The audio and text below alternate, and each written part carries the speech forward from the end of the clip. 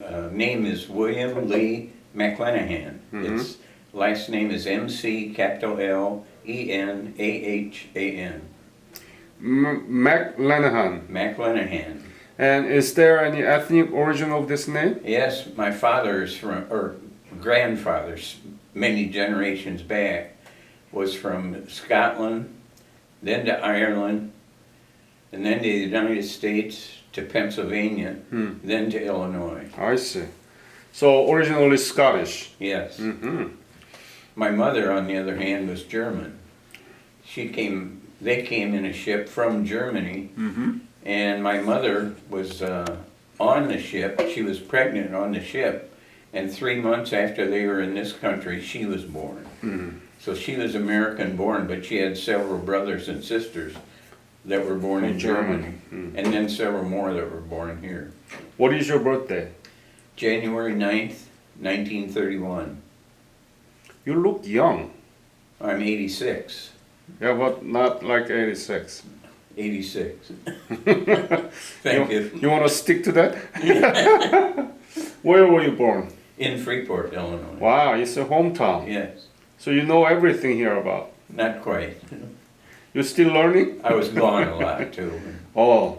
In college and in the Navy first. And then I worked for Honeywell, so I worked for several different divisions with them, other cities. Tell me about your family when you were growing up, your parents and your siblings when you were growing up. I have 3 older sisters, so quite a bit older. They were in high school when I was born. Now, I don't remember this, I've been told this. And we lived in Freeport on Powell Street when I was born. And then that year or the following year, we moved to another house, a bit larger house, with 5 kids. I had a younger brother then in the following year. And lived in that house until I was about 12. And then moved again. My father bought a home. We rented until then. Then he bought a home in a different school district, and we moved, and I lived there all through high school. After high school, I enlisted in the Navy. When did you graduate high school, and what high school? Freeport High School, in the class of 1949. Did you know anything about Korea at the time? No, I enlisted in the Navy in 1949, before the Korean War started in 1950. How about in school? Did they teach anything about Korea? Did you know where Korea was? I might have heard the name, but I'm sure I had to look on a map to find it when I first heard of the Korean War. Why did you enlist it? Oh, several reasons.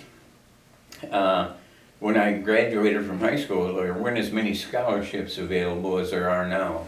My father was a carpenter, and I knew from the beginning he wasn't going to be able to help me in college. But in high school I took all college preparatory courses, and I thought I'd worry somehow. And then I was also aware, this was shortly after World War II, and after World War II they offered the GI Bill to returning veterans to help them in college. So that was still in effect in 1949. Yeah. But so was the draft, the conscription. I could have still been, at that age, been conscripted into the U.S. Army. So for several reasons then, one, to take advantage of the potential college help, and the other was to avoid conscription into the Army. I'd much rather go in the Navy than in the Army. So I enlisted for those reasons. And then right after I was in, the following few months, the Korean War came along. So where did you get the basic? At Great Lakes, Illinois, right on Lake Michigan. And any specialty that you had? Yes, I was an electronics technician. While I was still in high school, before I enlisted, when I went to the recruiting office, they had me take a battery of tests, and my grades were high enough that I was already promised that I'd go to electronics technician service school in the Navy before I even enlisted. So that's what I did, and that's what happened eventually, after basic training. Uh-huh. And then what happened? Well, this electronics technician school was like 48 weeks long. And 48 weeks? yes. So after basic training, I was in the best physical shape of my life, and then I had appendicitis. And in a naval hospital, they took my appendix up with a huge scar that weakened my condition right away. So at that time, they kept me in the hospital for 3 weeks and wouldn't let me lift anything. In order to, before I could leave the hospital, I had to be able to carry my own sea bag again with everything I owned. And from the hospital, and then that's when I went to school. So when did you leave United States to where? Well, after electronics technician school, they sent the graduates to all the fleet assignments. Both the Navy has two fleets, an Atlantic fleet and a Pacific fleet. So some of the guys went to ships in the Atlantic, some of the guys went to the Pacific, some went to shore stations elsewhere. Right. And then there were other openings for further training in school. So I qualified, I was high enough in the class, I qualified for one of the 6 berths in submarine school. So I thought I wanted to go to submarine school because it paid $50 a month more, which was good money at that time. And it had the best food in the Navy, and it was more lax discipline, I thought.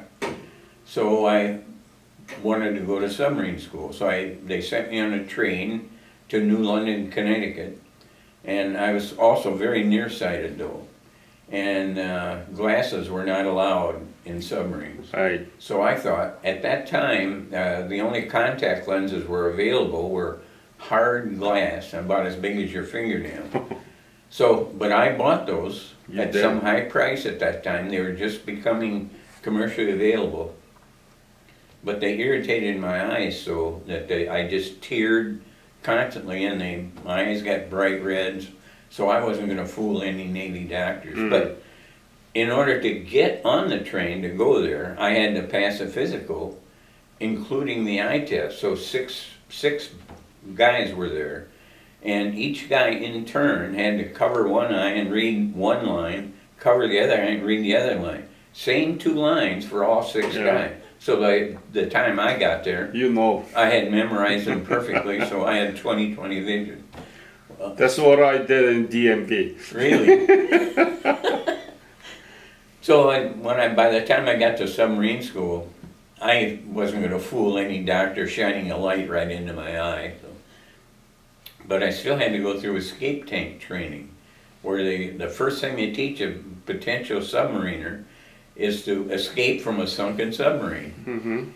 And it was in like a farm silo, 100 feet high, full of warm water, and you entered through an airlock about 50 feet below the surface, and wearing a lung that you could re-breathe your own air, I had to float back up to the surface in. So even though the Navy knew I was not going to be in submarines, so I washed out of submarine school that way. So did you actually leave for Korea? No. No. The next thing was they said since I wanted to be in submarines but could not, because glasses would have fogged up and in the high humidity and high temperature in enclosed submarines, they couldn't wear glasses. So they said since I wanted to be around in submarines but couldn't, I could still be around submarines.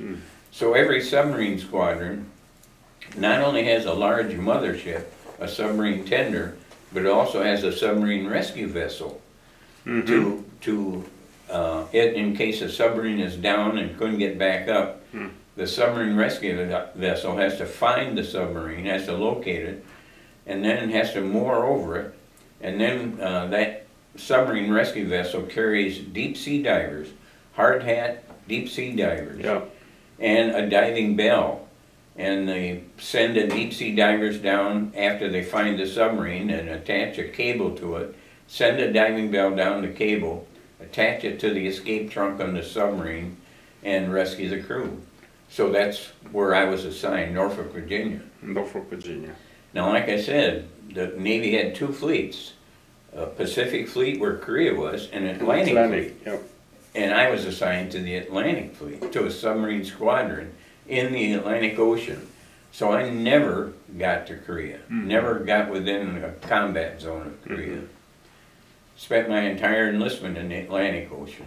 So after you done with the whole school thing, when did you actually begin to work as a soldier? When? Sailor. Sailor. Yeah. It was in 50 or 51. I'd have to look in there. I think I spent 2 years at sea, so it must have been 51. And It was like early in the year in 51, and then I was at sea until May of 53. what was the name of the ship that you were in? It was a USS Kittiwake, Kittiwake. It's a W-I-K-E? no Kittiwake? Kittiwake. A-K-E. It's the name of a seagull. The ship was named for a seagull. And what kind of ship was it? It was It was it's actually the hull number. It was ASR 13. A is auxiliary, S is submarine, R is rescue, and hull number 13. ASR 13. how and- big was it? Oh, it wasn't, it was like 251 feet long. That's not quite as long as a football field. But it was only about a third as wide as a football field. And it carried a crew of 100 men, and about 7 of those were officers. Only 7. Only 7. And they were all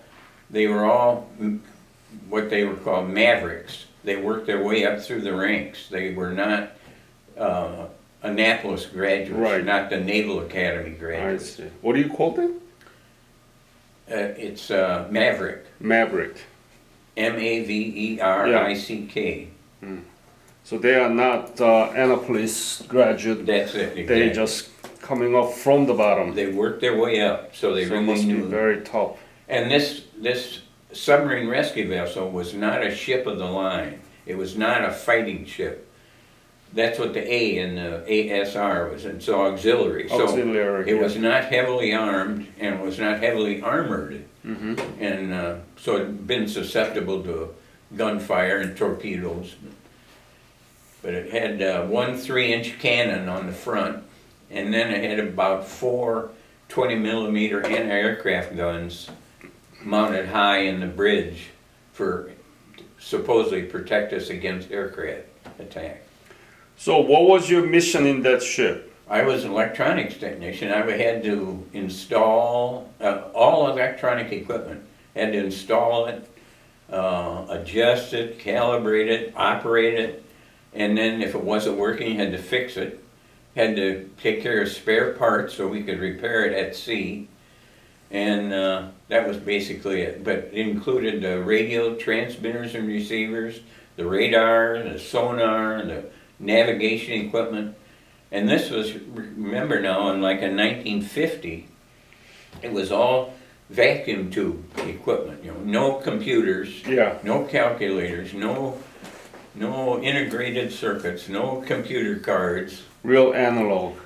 Analog, exactly. So how many of the sailors who do this electronics repair? Well, there were about 3 of us, usually 3, because somebody had to be on duty all the time. So usually your watch, the length that you were on duty was 4 hours around the clock. So you'd be on 4 hours and then off 8. And then you'd be back on 4 and off 8. But everybody on the ship was like that. So with 3 electronics technicians, there was one of us available all the time. All the time. How was life inside of the ship? Well, I enjoyed it at the time. It was kind of lonesome. I wasn't married. Some of the guys were, and their wives were in port. The home port of our ship was Norfolk, Virginia. And the ship would get in once in a while, so they'd see their families. And then they'd want us, single guys, to, the ship still had to be manned, even though you were in port. And 1/3 of the crew had to stay on board in case. Oh, 1/3. In case of an emergency, they had to be able to get underway again. So when the married guys were supposed to be on board, they'd trade off with the single guys. Therefore, whenever we were in a different port, and the single guys wanted to go ashore, and that's the trade-off? The married guys didn't care so much, so that's when they made up for the time you helped them. Makes sense, right? Yeah, fair enough. Yeah. What was your rank? I was electronics technician, second class petty officer. That's what I was discharged as. You had, in order to advance in rank, you had to not only pass the written test, but you had to put a certain amount of time in the previous rank. So, Really? as a second, you have to pass the exam? Yeah. You had an exam in Navy Yes. for the promotion? Yes. Wow. And difficult too, and it took a lot of studying. Really? And then you also had to put the time in. So each time I was promoted, you start out as a seaman recruit, and then you go to a seaman apprentice, and then you go to a seaman, and then you go to a third class petty officer, and then a second class, then first class. So each time I put enough time in. And then as a second class petty officer, I took the test and passed it for first class. And I would have had enough time in on like May 15th maybe. and I passed the test and I was going to be promoted, but my enlistment expired May 12th. So they weren't going to give me that promotion early. Right. So in fact, they intentionally discharged me early so that they could give that promotion to somebody else that was going to stay in the Navy. How much were you paid? I don't remember. Just wild guess. $100? Oh, I think more than that. More than that? Yeah, because the incentive for submarines was $50 a month. So the pay had to be more than that in the regular pay for that bonus. So it might have been $100 a month. I haven't even thought about it for a long time. Because you don't have much to spend for, right? No. Inside of the ship. That's right. And so I always bought savings bonds and had them sent home. And I didn't gamble, and I wasn't a heavy drinker. Didn't party a lot ashore, like some guys did.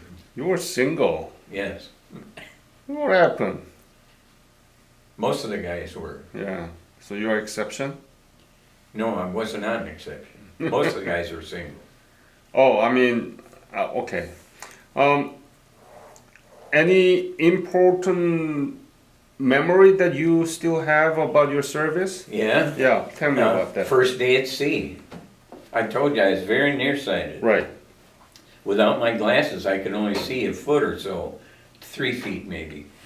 And first day at sea, I was immediately assigned to be a lookout, a port lookout, binoculars to search the horizon, notify the captain of anything, any approaching ships or anything. And it happened this very first day at sea. They chose the right person. Totally inexperienced, especially leaving port. Should have the most experienced guys at every position.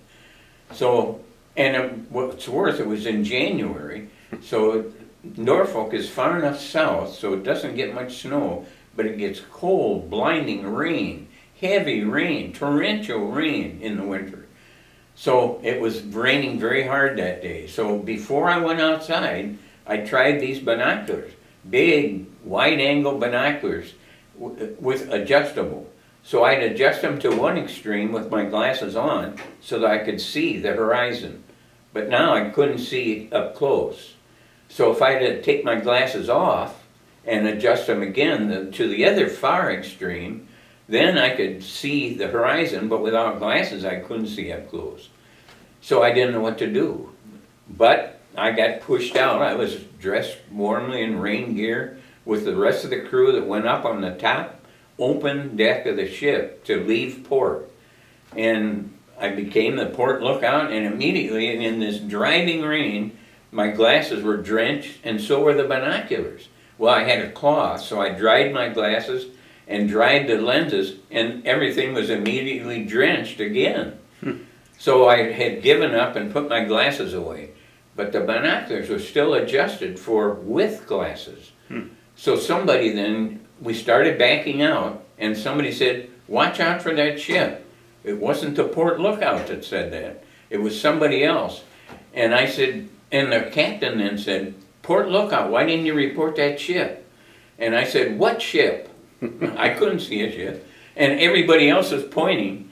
So the captain says, I got a blind lookout up here.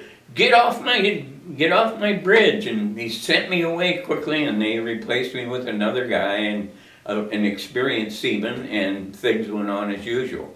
But remember, I was heavily dressed and without glasses then when the captain saw me, and he chased me off the bridge, and I thought I was really in for it. Well, much later, without all this heavy gear, I was a little guy, without all this heavy gear and with glasses on, he didn't recognize me. So then I was sent to be a radar operator inside the Combat Information Center, where it was warm and dry all year round. It was the best thing that could have happened to me. So from then on, I was a radar. I was never asked to be a lookout again. So that stuck in my memory. Were there any war going on? No, in Atlantic. So Not in the Atlantic. What was your main mission there?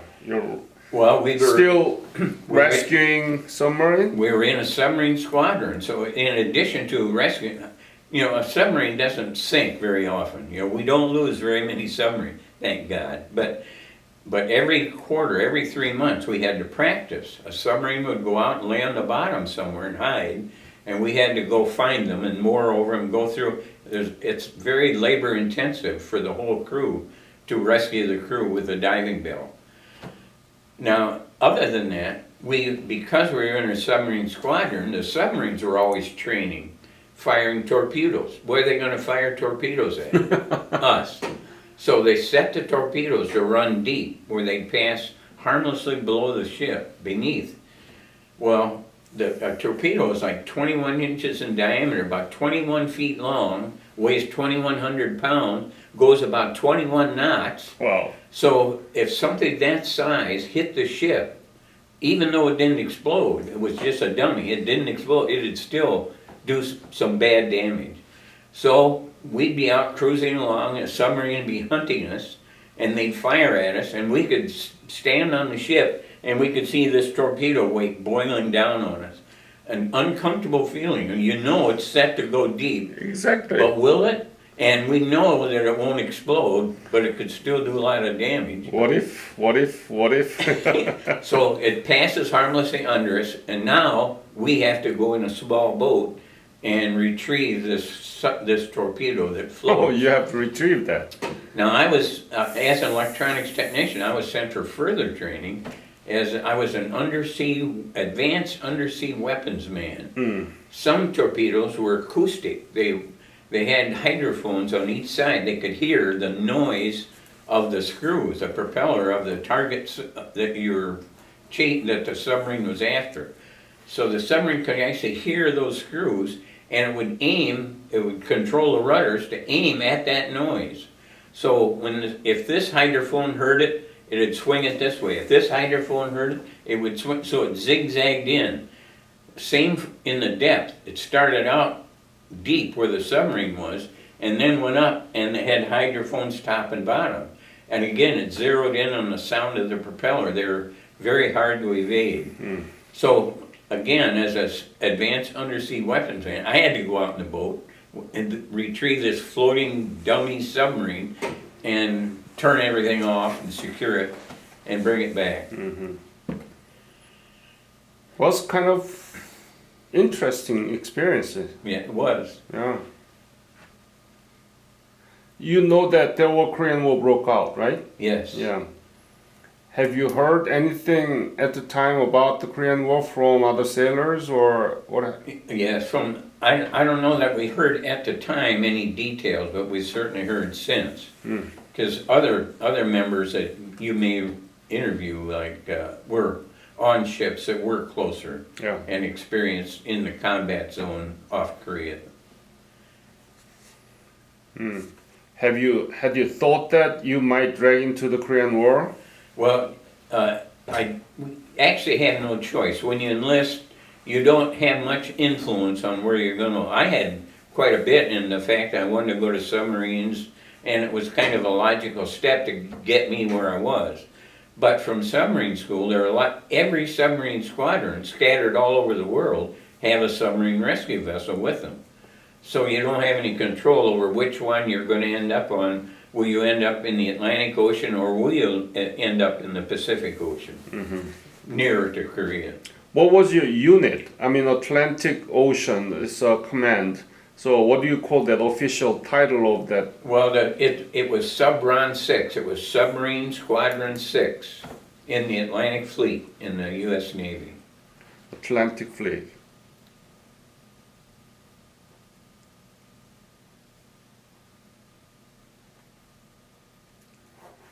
What happened to after you discharged? First thing I did was hitchhike to the University of Illinois in Champaign because I had wanted to go to college and I had planned to go to college. And by then I had friends from my high school class who did not go into service that were instead going to college. And they'd work for a year and then they'd go to school for a year. And then they'd work for a year and go to school for a year. So they were still in school by the time I got out of the Navy. Well, first one of the guys that was going to enlist right out of high school, as I did, but for some reason he didn't enlist right away.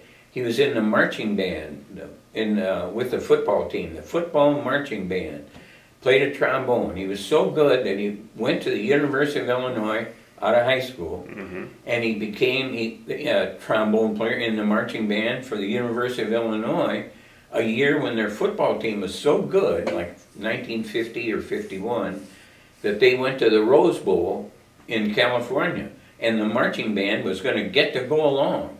And he let me hear about that I was stuck in the Navy while he was going to go to the Rose Bowl. He had joined the Naval Reserve to keep from getting drafted into the Army. So because of the Korean War, his Naval Reserve unit was activated and everybody was put on active duty and away he went in the Navy instead of going to the Rose Bowl. So I never let him hear the end of that either. Oh, you asked, what did I do after the Navy? So the other guys that were in Champaign, Illinois, where the University of Illinois is, I hitchhiked there before I even went home, before I came home to Freeport, and spent a couple days with them.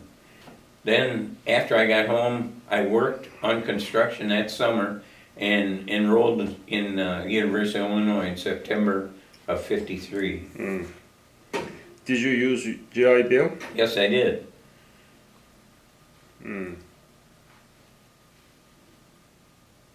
What did you study? Electrical engineering. Yeah. And what did you do after you graduated? I had hardly graduated, and at that time there was a demand for engineers, as there probably is today. And at that time, employers would send recruiters to the college campuses and try to hire you. So I had several offers to work other places, but in the last summer before I graduated, I worked at Microswitch, a Honeywell division here in Freeport. I was hired as a permanent employee already, so vacation started accruing and retirement started. even though I had a semester of school to finish yet. So I finished school, and then I picked Honeywell again, and came back here and worked for 5 years here. They in turn transferred me to another Honeywell division in Manchester, New Hampshire. Eventually I was transferred back. Eventually I was transferred to another Honeywell division in Rockford, Illinois. And I worked for them until they sold the company. And I worked for that company for a number of years until they sold it. Worked for that company for maybe 2 years. And I finally retired at age 69 after 43 years. So you know that you are Korean War era veteran. Yes, I am. Yeah. What do you think about that? Well, I'm very careful that I'm not a Korean War veteran. As far as I'm a Korean War veteran is a guy that served with boots on the ground in Korea. I'm a veteran of the Korean War. Yeah. I'm very careful to make that known. Yeah, right. But what do you think about that? I'm very honored to have been in at that time. I'm glad that I was not at Chosin Reservoir. I've read a lot, and I belonged to a lot of military organizations. American Legion and Korean War Veterans Association, AMVETS, and I get their publications, so I sympathize with some of the things they had to go through so early in the war when they weren't prepared and didn't have the equipment, didn't have the uniforms, when it was so bitterly cold. Yeah.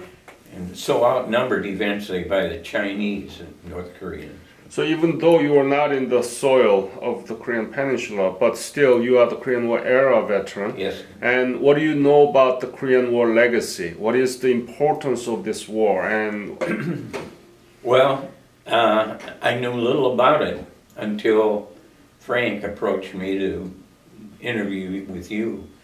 I still don't know that much about it, other than what you've told me. So, and I'm still curious about how you're going to use what you're learning. And in my case, where I was not a medal-winning hero, I was surprised that you still wanted to talk to me. yeah, Korean War era veteran. And you know that Korea was really completely destroyed and miserably poor country. Yes. But now it's 11th largest economy in the world. Amazing. Amazing, isn't it? And still threatened from the north. Seriously threatened. So this war never ended. No peace treaty. Armistice maybe. Right. Ceasefire. But no peace treaty.